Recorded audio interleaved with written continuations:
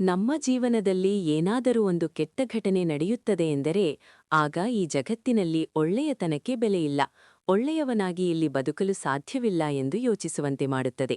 ಆದರೆ ನಾವು ಮಾಡಿದ ಒಳ್ಳೆಯ ಕೆಲಸ ಯಾವತ್ತೂ ವ್ಯರ್ಥ ಆಗುವುದಿಲ್ಲ, ಬದಲಾಗಿ ಯಾವ ರೀತಿಯದು ನಮ್ಮನ್ನ ಕಾಪಾಡುತ್ತದೆ ಅನ್ನುವುದಕ್ಕೆ ಸಾಕ್ಷಿಯಾಗಿದೆ ಈ ಕಥೆ. ಹೀಗಾಗಿ ಎಲ್ಲೂ ಸ್ಕಿಪ್ ಮಾಡದೆ ಪೂರ್ತಿ ವಿಡಿಯೋ ನೋಡಿ, ದಯವಿಟ್ಟು ಒಂದು ಲೈಕ್ ಕೊಟ್ಟು ನಮ್ಮನ್ನ ಪ್ರೋತ್ಸಾಹಿಸಿ. ರಜನೀಶ್ 20 ವರ್ಷದ ಹುಡುಗ ಮುಂಬೈನ ಒಂದು ದೊಡ್ಡ ಹೋಟೆಲ್ನಲ್ಲಿ ಕ್ಯಾಶಿಯರ್ ಆಗಿ ಕೆಲಸ ಮಾಡುತ್ತಿದ್ದನು. ತನ್ನ ನಗುವಿನೊಂದಿಗೆ ಗ್ರಾಹಕರನ್ನ ಸ್ವಾಗತಿಸುವುದು, ಬಿಲ್ಲಿಂಗ್ ಮಾಡುವುದು, ಹಣಕಾಸಿನಲ್ಲಿ ಯಾವುದೇ ತೊಂದರೆಯಾಗದೆ ಬಂದವರನ್ನ ನಿಭಾಯಿಸುವುದು ಅವನ ದೈನಂದಿನ ಜೀವನವಾಗಿತ್ತು. ರಜನೀಶ್ ಅವನ ಕೆಲಸವನ್ನ ಬಹಳ ಇಷ್ಟಪಟ್ಟು ಮಾಡುತ್ತಿದ್ದ, ಯಾಕೆಂದರೆ ಅವನು ಸಾಮಾನ್ಯ ಕುಟುಂಬದಿಂದ ಬಂದವನು. ಅವನ ತಾಯಿ ಅನಾರೋಗ್ಯದಿಂದ ಬಳಲುತ್ತಿದ್ದರು. ತನ್ನ ತಂಗಿಯ ಮದುವೆ ಖರ್ಚು ಕೂಡ ರಜನೀಶ್ ಹೆಗಲ ಮೇಲೆ ಇತ್ತು. ಹೀಗಾಗಿ ಅವನಿಗೆ ಬೇರೆ ಆಯ್ಕೆ ಇರಲಿಲ್ಲ. ಹೋಟೆಲ್ ಕೆಲಸದಲ್ಲಿ ಸಂಪಾದಿಸಿದ ಹಣದಿಂದಲೇ ತನ್ನ ತಾಯಿಗೆ ಚಿಕಿತ್ಸೆ ಕೊಡಿಸುತ್ತಿದ್ದ. ಹೀಗಿರುವಂತಹ ಕಾಲದಲ್ಲಿ ವಿಧಿ ಅನ್ನೋದು ಯಾರನ್ನೂ ಬಿಡಲ್ಲ. ಅದು ನಮ್ಮ ಜೊತೆ ಆಟ ಆಡ್ಲೇಬೇಕು, ಆಟ ಆಡಿ ಪಾಠ ಕಲಿಸಲೇಬೇಕು ಅನ್ನೋದು ಸಾಬೀತಾಯಿತು. ಏನಾಯಿತು ಅಂದ್ರೆ, ರಜನೀಶ್ ಎಂದಿನಂತೆ ಕೆಲಸಕ್ಕೆ ಬಂದು ಕ್ಯಾಶ್ ಕೌಂಟರ್ನಲ್ಲಿ ನಿಂತು ಬಿಲ್ಲಿಂಗ್ ಮಾಡುತ್ತಿದ್ರು. ಆಗ ಒಬ್ಬ ವೃದ್ಧೆ ಊಟ ಮುಗಿಸಿ ಮನೆಗೆ ಪಾರ್ಸೆಲ್ ತೆಗೆದುಕೊಂಡು ಬಿಲ್ ಕೌಂಟರ್ ಬಳಿ ಬಂದ್ರು. ರಜನೀಶ್ ನಗುತ್ತಾ ಅವರನ್ನು ಸ್ವಾಗತಿಸಿ, ನಮಸ್ಕಾರ ಮೇಡಂ, ಹೇಗಿದ್ದೀರಿ, ಊಟದ ರುಚಿ ಹೇಗಿತ್ತು ಅಂತ ಕೇಳಿದ. ಆ ವೃದ್ಧೆ, ಚೆನ್ನಾಗಿತ್ತು ಮರಿ, ಅದಕ್ಕೆಂದೇ ಮಕ್ಕಳಿಗೆ ಪಾರ್ಸೆಲ್ ತಗೊಂಡೆ ಎಂದು ಪಾರ್ಸೆಲ್ ಊಟ ಬಿಲ್ ಮಾಡಲು ಹೇಳಿದರು. 2 ದೋಸೆ, 1 ಪೂರಿ, 1 ಪಲಾವ್ ಎಲ್ಲವೂ ಸೇರಿ 380 ಆಗಿತ್ತು. ವೃದ್ಧೆ ಪರ್ಸ್ನಿಂದ ಹಣ ತೆಗೆದು ಲೆಕ್ಕ ಹಾಕಿದ್ರು. ಅದರಲ್ಲಿ 300 ರೂಪಾಯಿ ಮಾತ್ರ ಇತ್ತು. ಇದನ್ನು ಕಂಡ ವೃದ್ಧೆ ಹಣ ಕಮ್ಮಿ ಇದೆ ಎಂದು ತಿಳಿದು ಚಿಂತಿಸುತ್ತಾ 1 ಪ್ಲೇಟ್ ಪೂರಿಯನ್ನು ಹಿಂತಿರುಗಿಸಲು ಪ್ರಯತ್ನಿಸಿದರು. ಅವರ ಬೇಚಾಟವನ್ನು ನೋಡಿ ರಜನೀಶ್ ಮನಸ್ಸು ಮರಕಪ್ಪಟ್ಟಿತ್ತು.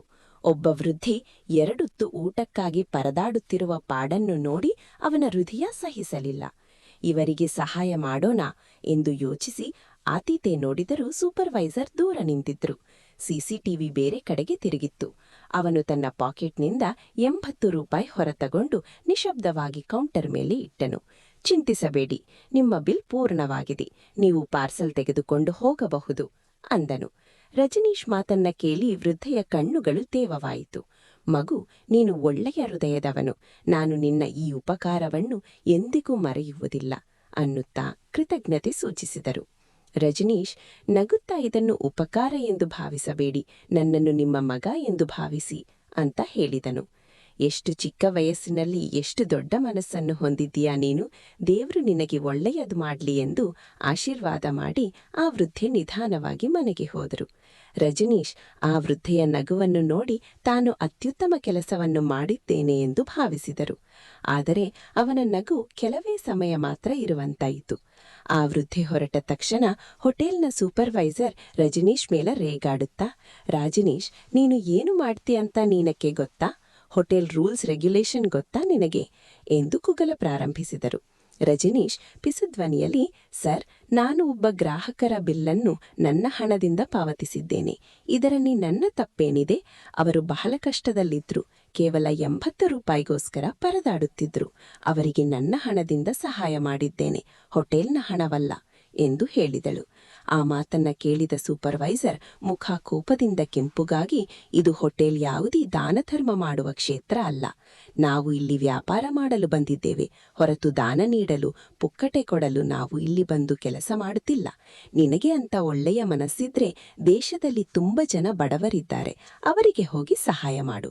ಅದನ್ನು ಬಿಟ್ಟು ಹೋಟೆಲ್ ನಿಯಮವನ್ನು ಉಲ್ಲಂಘಿಸಿದ್ರೆ ನಿನ್ನ ಮೇಲೆ ಸರಿಯಾದ ಕ್ರಮವನ್ನು ತೆಗೆದುಕೊಳ್ಳಬೇಕಾಗುತ್ತದೆ ಎಂದರು. ರಜನೀಶ್ ಮತ್ತೆ ಅವರಿಗೆ ವಿವರಿಸಲು ಪ್ರಯತ್ನಿಸಿದನು. ಆದರೆ ಸೂಪರ್ವೈಸರ್, ರಜನೀಶ್, ನಿನ್ನಂತಹವರು ಇಲ್ಲಿ ಕೆಲಸ ಮಾಡಲು ಅನರ್ಹರು, ಹಾಗಾಗಿ ಇಷ್ಟು ಕ್ಷಣದಿಂದಲೇ ನಿನ್ನನ್ನು ಕೆಲಸದಿಂದ ತೆಗೆದುಹಾಕುತ್ತಿದ್ದೇನೆ ಎಂದರು. ಇಷ್ಟು ಸಣ್ಣ ವಿಷಯಕ್ಕೆ ಇಷ್ಟು ದೊಡ್ಡ ಶಿಕ್ಷೆನಾ ಅಂತ ಅಂದುಕೊಂಡು ಅವನು ಕಣ್ಣುಗಳಲ್ಲಿ ನೀರು ತುಂಬಿದಿತ್ತು. ರಜನಿ ಸ್ವಲ್ಪ ಹೊತ್ತು ಏನನ್ನು ಮಾತಾಡದೆ ಮೌನವಾಗಿತ್ತು. ತನ್ನನ್ನು ತಾನು ಸಮಾಧಾನ ಮಾಡಿಸಿಕೊಂಡು, ಸರ್, ಮಾನವೀಯತೆಗೆ ಇಲ್ಲಿ ಯಾವುದೇ ಸ್ಥಾನವಿಲ್ಲದಿದ್ದ ಮೇಲೆ ನಾನು ಇಂತಹ ಜಾಗದಲ್ಲಿ ಕೆಲಸ ಮಾಡಲು ಬಯಸುವುದಿಲ್ಲ. ಹುಟ್ಟಿಸಿದ ದೇವರು ಹುಲ್ಲು ಮೇಯಿಸುವುದಿಲ್ಲವೇ? ನನ್ನಗಾಗಿ ಎಲ್ಲಾದ್ರೂ ಒಂದು ನೆಲೆ ಇದ್ದೇ ಇರ್ತದೆ ಅಂತ ಹೇಳಿ ರಜನೀಶ್ ತನ್ನ ಚಿಕ್ಕ ಬ್ಯಾಗ್ ತೆಗೆದುಕೊಂಡು ಏನೂ ಮಾತಾಡದೆ ಹೋಟೆಲ್ನಿಂದ ಹೊರಗೆ ಬಂದನು. ಹೊರಗೆ ಬಂದೋಡನೆ ಅವನಿಗೆ ಯೋಚನೆ ಶುರುವಾಯಿತು. ಮುಂದೆ ಏನ್ ಮಾಡ್ಲಿ, ಯಾವ ಕೆಲಸಕ್ಕಂತ ಹೋಗಿ ತಿಂಗಳಾದ್ರೆ ಮನೆ ಬಾಡಿಗೆ, ಕರೆಂಟ್ ಬಿಲ್, ವಾಟರ್ ಬಿಲ್, ದವಸ ಧಾನ್ಯಗಳು ಒಂದು ಕಡೆ ಆದ್ರೆ ಅಮ್ಮನ ಆರೋಗ್ಯ, ತಂಗಿಯ ಮದುವೆ, ಏನ್ ಮಾಡೋದು? ನಾನು ಏನ್ ತಪ್ಪು ಮಾಡ್ದೆ ಅಂತ ಈ ಹೋಟೆಲ್ ನನ್ನನ್ನು ಬಿದಿಪಾಲು ಮಾಡಿತು?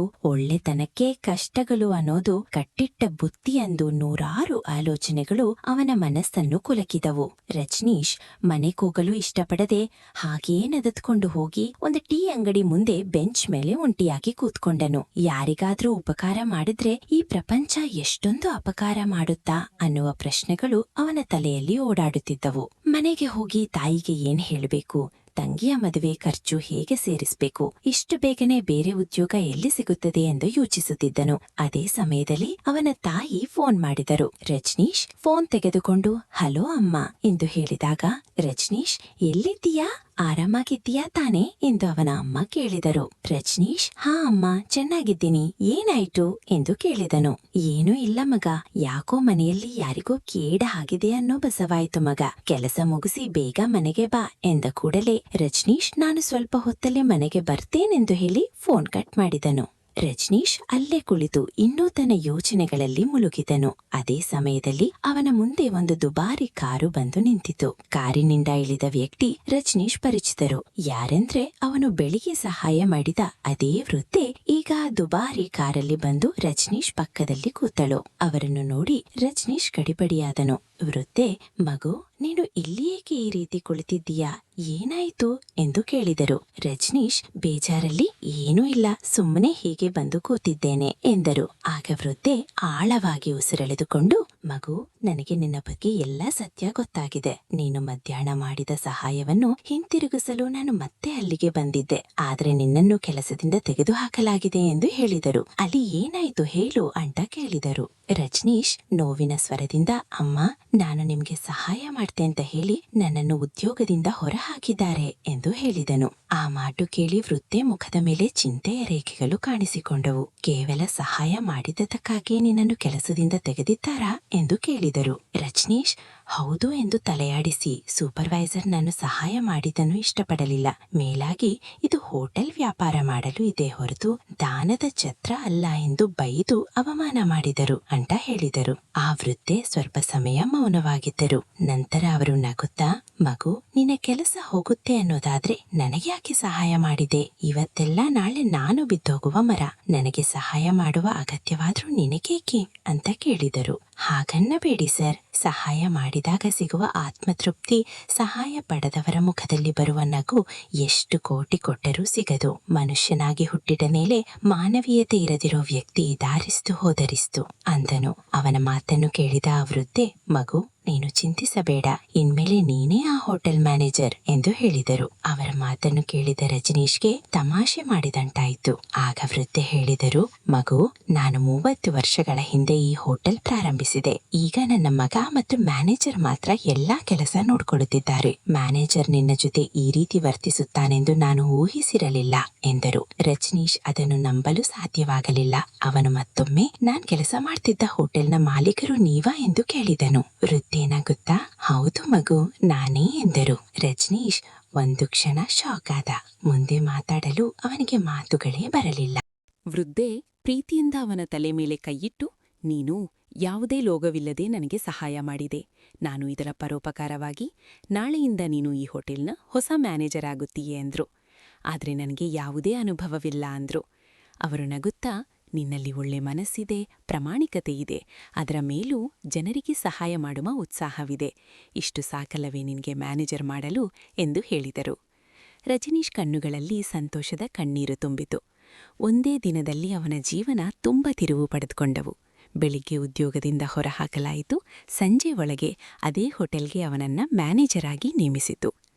ವೃದ್ಧೆ ನಗುತ್ತಾ, ನಾಳೆಯಿಂದ ನೀನು ನಿನ್ನ ಹೊಸ ಉದ್ಯೋಗವನ್ನ ಪ್ರಾರಂಭಿಸು ಅಂತೇಳಿ ಅವರು ಹೊರಟು ಹೋದರು. ಮರುದಿನ ರಜನೀಶ್ ಹೋಟೆಲ್ ಮಾಲೀಕರ ಜೊತೆಲಿ ಮತ್ತೆ ಹಿಂತಿರುಗಿದರು. ಮಾಜಿ ಸೂಪರ್ವೈಸರ್ ಅವರನ್ನ ನೋಡಿ ಆಶ್ಚರ್ಯಚಕಿತನಾದರು. ಅವನನ್ನ ಕೆಲಸದಿಂದ ತೆಗೆದುಹಾಕಿ ರಜನೀಶ್ ಅವನ ಚೇರ್ನಲ್ಲಿ ಕುಳಿತುಕೊಂಡರು. ರಜನೀಶ್ ಮೊದಲನೇದಾಗಿ ಅಲ್ಲಿನ ನಿಯಮಗಳನ್ನು ಬದಲಾಯಿಸಿದನು. ಈ ಹೋಟೆಲ್ಗೆ ಯಾರೇ ಬಂದರೂ ಮೊದಲು ಅವರಿಗೆ ಮಾನವೀಯತೆ ತೋರಬೇಕು. ಯಾರಾದರೂ ವೃದ್ಧರು ಅಥವಾ ಹಸಿವಿನಿಂದ ಬಂದರೆ ಅವರನ್ನ ಗೌರವದಿಂದ ನಡೆಸಿಕೊಳ್ಳಬೇಕು. ಪ್ರತಿಯೊಬ್ಬರ ಜೊತೆ ಸ್ನೇಹಪೂರ್ವಕವಾಗಿರಬೇಕು ಎಂದು ನಿಯಮ ಜಾರಿ ಮಾಡಿದ. ರಜನೀಶ್ ಜೀವನದ ಪುಟಗಳು ನಮಗೆ ದೊಡ್ಡ ಪಾಠವಾಗಿ ಬರುತ್ತದೆ. ಒಳ್ಳೆಯತನ ಎಂದಿಗೂ ವ್ಯರ್ಥವಾಗದು. ಅದರ ಫಲ ತಡವಾಗಿ ಬಂದರೂ ಖಂಡಿತ ಬಂದೇ ಬರುತ್ತದೆ. ರಜನೀಶ್ ಪ್ರಾಮಾಣಿಕತೆಗೆ ಅವನಿಗೆ ಹೊಸ ಹುದ್ದೆ ಸಿಕ್ಕಿತು. ನಿನ್ನೆ ದಿನ ಉದ್ಯೋಗಕ್ಕಾಗಿ ಹಂಬಲಿಸುತ್ತಿದ್ದ ಹುಡುಗ ಇಂದು ಹೋಟೆಲ್ನ ಸಂಪೂರ್ಣ ಜವಾಬ್ದಾರಿ ಅವನೇ ನಿಭಾಯಿಸುತ್ತಿದ್ದಾನೆ.